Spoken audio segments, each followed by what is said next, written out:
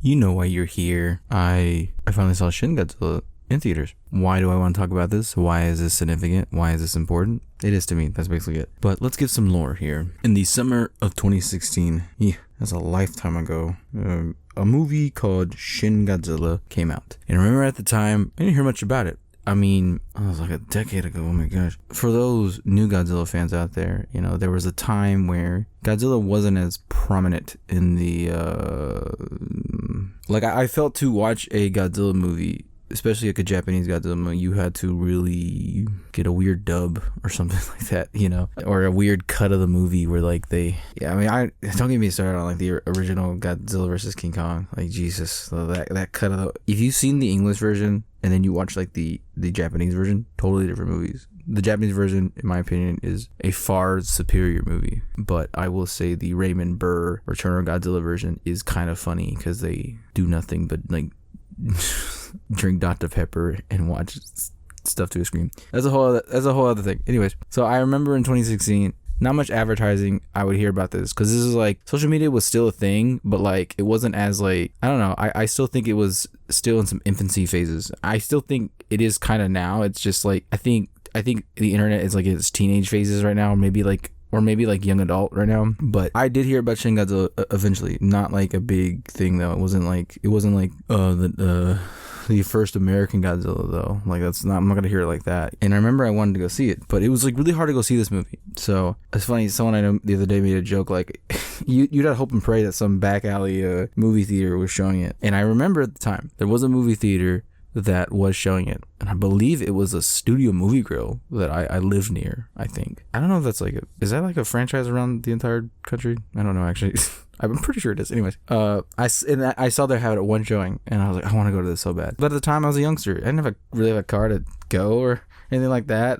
So I just missed out, you know. And I was like, bummer. But you know, eventually home release came out, and I was like, okay, well, this is something. And at this point, like, you know, we'd already been kind of eating a bit decent. You know, we had the Monsterverse just kind of like picked up. It'd be like a while though before like the second installment came out. It was like Godzilla 2014, and then King of the Monsters 2019. It's a 5-year difference. Dang, I forgot how much time that was. Anyways, so yeah, Godzilla was starting to kind of come back after like a good decade itself of being in a dry spell. And when I finally saw Shin Godzilla, I got the home release eventually, and it was dubbed by none other than Funimation. Does Funimation even exist anymore? I don't even think it does. And let me tell you, well, the re-release it's in Japanese. You know, it's a native tongue. But I just want to point out that if you ever watch the dub of Shin Godzilla, it's one of my favorite dubs of Godzilla ever because like it's done by Funimation, and so like you have like, I believe the prime minister in the movie is voiced by, his name Christopher Sabat, Vegeta basically, and All Might, and it's like Godzilla's evolving, you know. It's so funny to me, and it's the way the movie's filmed is very anime like, and it's just in itself, considering the director of Shin Godzilla, you know, did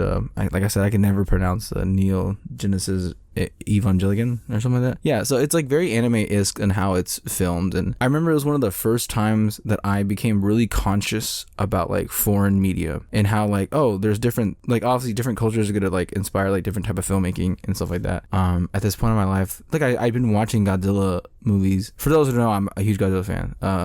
It's funny because like I mention Godzilla like almost every video I post. But yeah, so I mean, but like back then I'm just like, oh, I just want to watch Godzilla dropkick a giant bug, you know. So I'm not thinking about it too much, right? So it was one of the first times that I really became like foreign films are out there, and then eventually like, you know, you get kind of movies like Parasite and stuff like that, and you know, whatever. Anyways, so yeah, I enjoy the movie because I like Godzilla, right? And Shin Godzilla was so like, his design, the tone of the movie was just so, it felt like biblical in a way, like this like the title, like God incarnate, you know. And just I've seen this movie a decent amount of times at this point in my life, and I had probably considered it my favorite Godzilla movie up until like -1.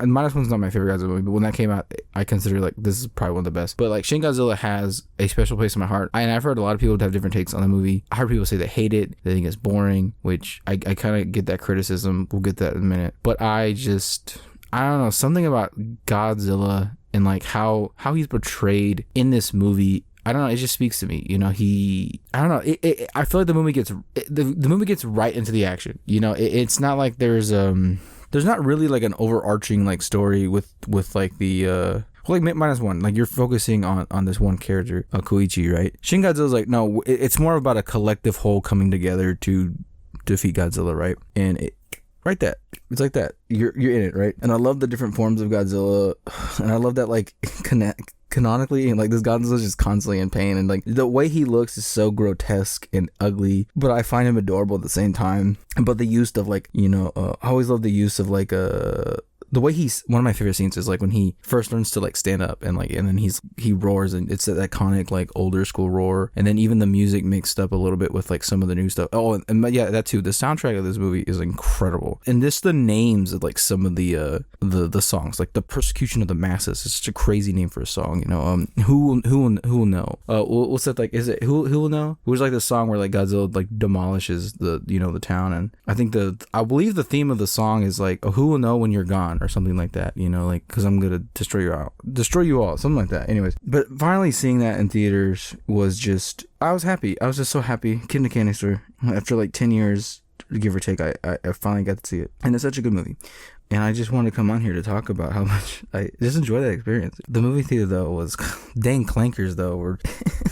There's a rant before I talk more about the movie. I walked into this theater, and like I'm in the line that like it's like, okay, this is the premium line because, you know, like the A stub members, right? You know, and then like, but now they have these kiosks instead of cashiers, and now it's like anyone can just cut in line now, because like you can just go whatever kiosk is open. It's like, okay, like there's no cashier being like, here, give me the next AM stub member next, you know. And then like you gotta put the 16-digit code to know that it's your membership, and then something in the card reader don't work. All I ordered was like a drink and like popcorn, and then it's like, okay, by the time I'm done paying, a cashier could have just gave me that, and then the kiosk spits the receipt, and I'm like, well, how do I know where to get my stuff? And then eventually someone calls the number on the receipt, and it just felt so inefficient, and it made me think like, okay, like what's the final goal here? You know, it's so you have the two options. You either just get rid of the kiosk and go back to a simple like customer thing, or you fully automate it. And then I'm trying to think like, what's the point? Like, it just seems so inefficient to automate something so simple as like, here's your popcorn, here's your drink, you know, unless they do like a whole conveyor belt system. And it's just like, and then it got me thinking like, okay, like you replace these workers, right? You know, it's not gonna save, like, okay, are you gonna make movie tickets cheaper? Hardly doubt that, because you're saving money, I guess, gonna go. But like, you're gonna have to pay someone to like fix that when it breaks. So like, is it gonna be one of the things where like they're just not gonna pay people to fix it, like a McDonald's ice cream machine? Is it really gonna be that much cost effective, you know, or saving money? I don't know. That's my rant, and just dang clankers in my way. Anyway, I get my stuff, and I'm watching the movie. Right, another thing that happened, I was watching the movie, and the part where Godzilla opens his mouth and it's like, you know, and he's about to that's a beautiful scene.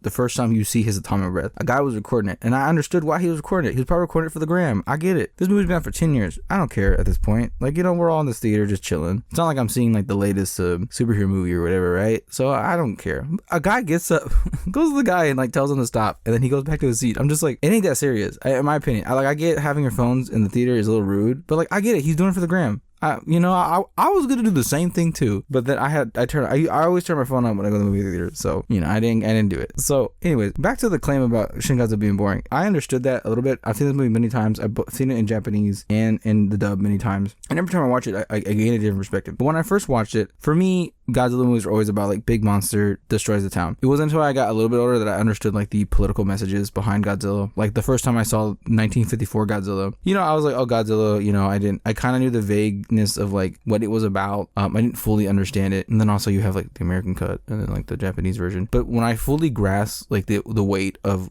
the original 1954 Godzilla was I saw it in theaters. It was a re-release, and I was able to like kind of sit there. And that's like the one thing I do like about theaters is I'm forced to like sit there and soak up the movie. I don't have any distractions. My phone's not with me, because sometimes I'll be watching something and I'll pick up my phone, especially if something's boring. Like when I was watching Wednesday. Anyways, but so yeah, that's what happens, right? And I was forced to reconcile with the original Godzilla, and I remember feeling emotional, like thinking like, oh, like this is about the horrors of like what mankind can achieve in like war and the atomic nuclear weapons and stuff like that. It was like, it really struck a chord with me. And then when I saw Shin Godzilla, the second time I saw it, I finally understood the point of the movie. And I always consider Shin Godzilla a perfect like reboot or like remake of a movie, right?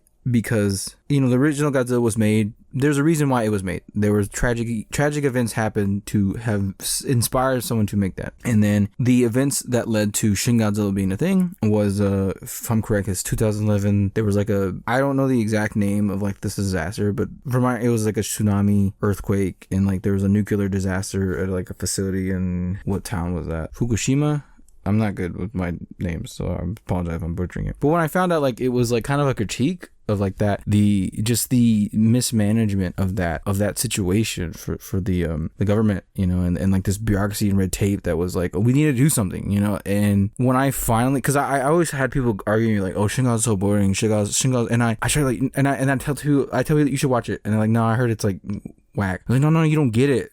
You don't get. Am I the only one who understands the concept? Yeah, I always try to get people to watch it, because like, here's the thing about Godzilla. Another side rant to my side rant is Godzilla is mainstream. He's a household name, but he's also not mainstream in the sense of like, I think most people know Godzilla based off like kind of goofy stuff, you know, like Big Lizard destroys town. Inherently, that is a silly idea. Not many people know like the intricacies of like the politics of it, and even like some of the goofy like show arrows. They were like the King Kong Godzilla original one. The whole plot of it was like a greedy dude was like, I'm bringing King Kong here so I can like sell advertising or something like that. That is inherently like, that's a story, you know, that's whatever, right? And you know, and it causes people to go in danger because this guy is greedy, you know. But I mean, most people say like Big Ape versus Godzilla. That's just a flavor. That's just icing on the cake, right? So most people know that. And so when I'm trying to explain, like, people like, no, I think it's good because of this, and it's like that's why I call it a perfect modern reboot, because like there was a reason that someone like, I want to make this, you know. And even hearing like the director talk about like, he like, this was a lot. Like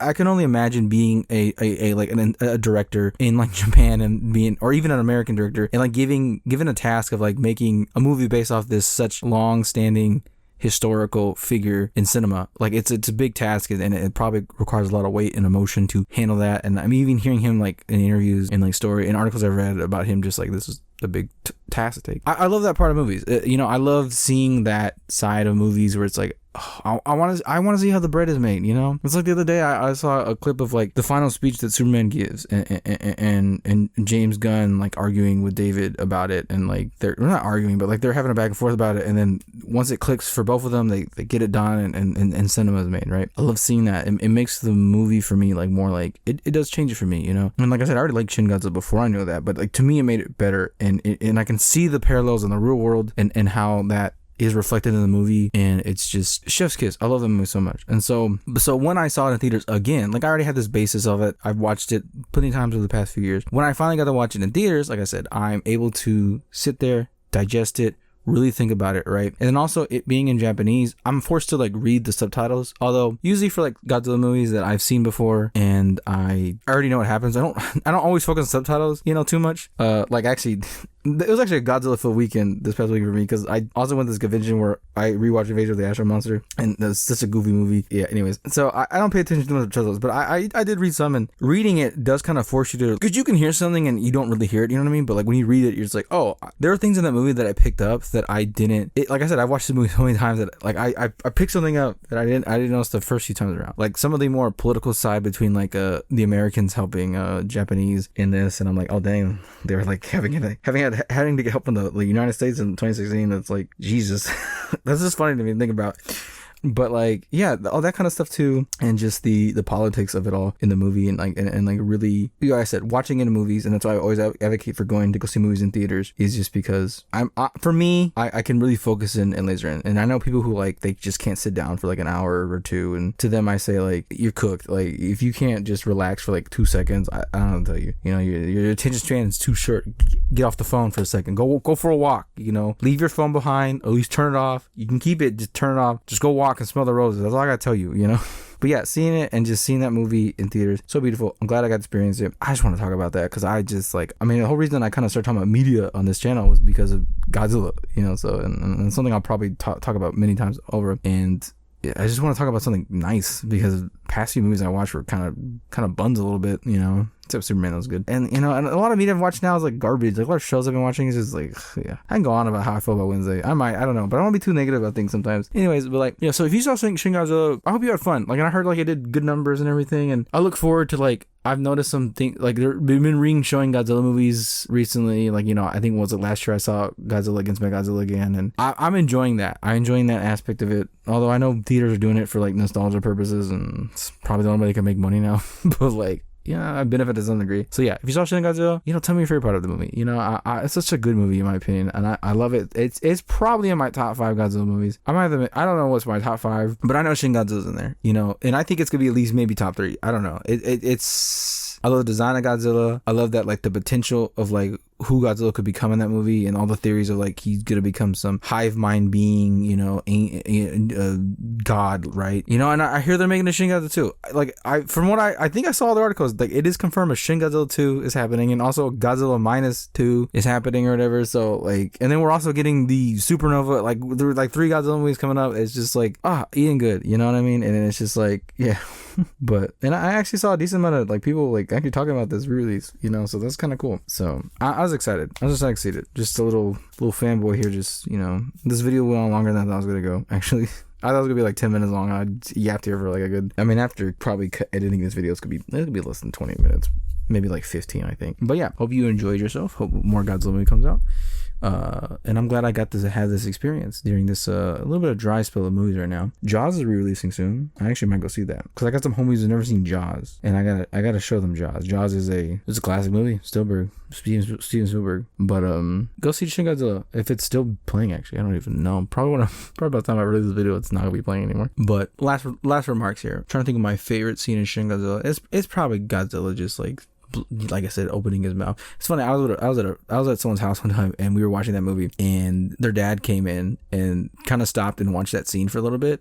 And then once it was done, they were like, "Well, that's all I can handle." But that was a cool scene. But I do like that movie. I like the collectiveness of this nation coming together to just solve this problem together. You know, and like, you know, and even getting a little bit of outside help. But like, I think that's the beautiful message of that movie, is just like I said, coming together to solve a problem and really uniting to try to just save their citizens. You know, that's a beautiful message. Anyway, that's all I gotta say. Oh no, there goes Tokyo. Go Godzilla. Choose her.